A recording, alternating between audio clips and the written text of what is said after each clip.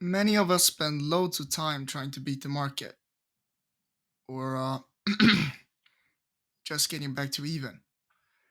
And some even dedicate their whole careers to beating the index by just a few percent. But is this even possible? Well, some would die by the so called EMH, the efficient market hypothesis, and believe that everything, and I mean everything, is priced in, making the market impossible to beat. Others support parts of the EMH and believe in a form of middle ground of market inefficiency and anomalies. So, let's see what a degen like me can find out about the subject.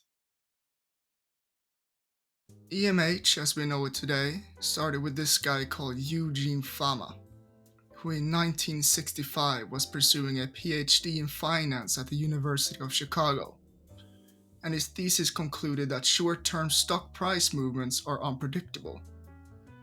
And this is a cornerstone in the efficient market hypothesis. He likened short-term price movements to a random walk, where the next step can't be predicted from the previous ones. And the very core idea of the EMH is that it's impossible to beat the market. We can only hope that he hasn't discovered Wall Street bets yet, otherwise a heart attack might not be too far away. Fama and EMH believers maintain that the market is effective in pricing in all available information. Yet, that raises the question of what is to be classified as available information. So there are three subsets of efficiencies in EMH: weak, semi-strong, and strong. Weak efficiency means that past price data can't predict future changes, thus saying that technical analysis is pure bullshit, and making technical analysis the star science of finance. Semi-strong efficiency says that all public information is priced in, so that even fundamental analysis is completely useless. Lastly, we have strong efficiency, which states that all information, even private, is accounted for in an equity's price. The strong form of EMH is widely disregarded as a very profitable form of trading. This thing called insider trading would have no edge.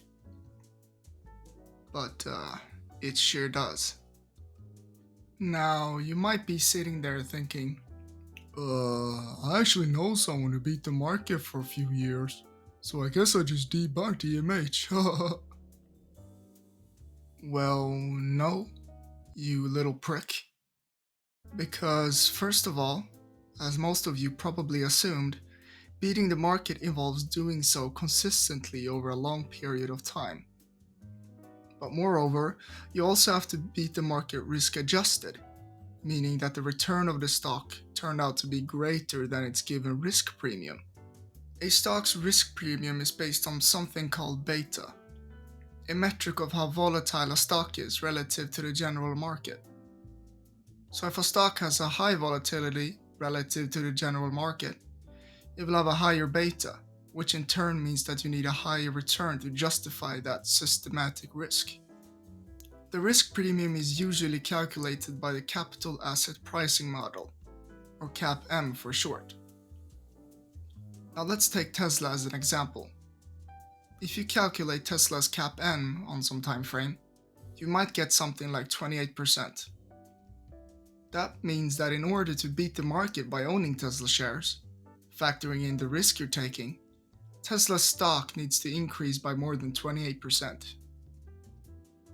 Excess risk-adjusted returns is called alpha, and the very core idea of EMH is that it's impossible to generate. That's a lot of math for a theory that we don't even know is true. So let's see what the empirical evidence says about this shit. Well, the literature seems to be quite divided. Most studies generally accept the weak form of EMH in some capacity, yet there's some evidence that technical analysis possibly could be superior to a buy and hold strategy during times of market turmoil, like during the COVID-19 pandemic, for example. Semi-strong efficiency does have some partial support by the literature, but most papers, and especially ones from more recent years, haven't found any real evidence for it. And the problem is that it's very hard to test. The evidence on the matter rely on event studies, trying to measure how quickly and correctly a stock price reacts to new public information. It's difficult to find statistical significance in something called cumulative abnormal returns, or CAR for short, because it's really difficult to isolate the effect of a single event. Car for nobody! What the fuck do you think I am, rich? No, you're getting Bugattis and Lamborghinis for everybody. So, semi-strong efficiency is more based on theory than actual evidence, since it's tricky to find anything statistically significant. Fama himself doesn't die by the theory. He more so puts the EMH as a framework for thinking about the market. But it's a model. It's not completely true. No models are completely true. They're approximations to the world. The question is, for what purposes are they a good approximation? As far as I'm concerned, they're a good approximation from almost every purpose. I don't know any investors who shouldn't behave as if markets are efficient. Yet there are some heavy critics of the hypothesis. Some nobodies who I don't know much about, called Warren Buffett and Charlie Munger, aren't too fond of the EMH. If you had a merchant shipping business, if all of your competitors believe the world is flat, it is a huge edge, because they will not take any, they will not take on any cargo to go to places that are beyond where they think they will fall off. And so, we should be encouraging the teaching of efficient market theories in universities. And this math geek called Jim Simons isn't too fond of it either.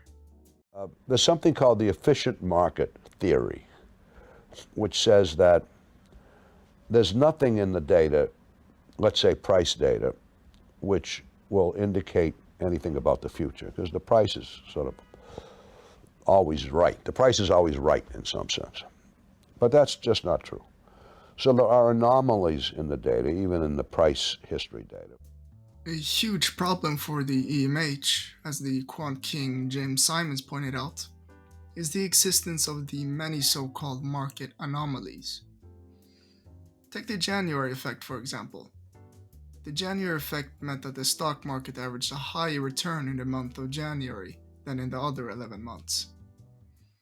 That doesn't sound like an effective market, does it? However, this anomaly isn't in effect anymore. Another thing that seems contradictory to the EMH is the existence of bubbles. How could you possibly say that the market is efficient when it didn't see the dot-com bubble in 2000 or the housing market crash in 2008 coming? The main argument against this is that it's impossible to calculate the intrinsic value of an asset, and perhaps the valuations leading up to these bubbles were correct, according to the public information. But making that argument is the same thing as saying that Michael Burry's legendary short was pure luck, which I'm not so sure about. But perhaps I got a romanticized view by watching The Big Short. The key is that market anomalies tend to disappear over time, such as the case with the January effect.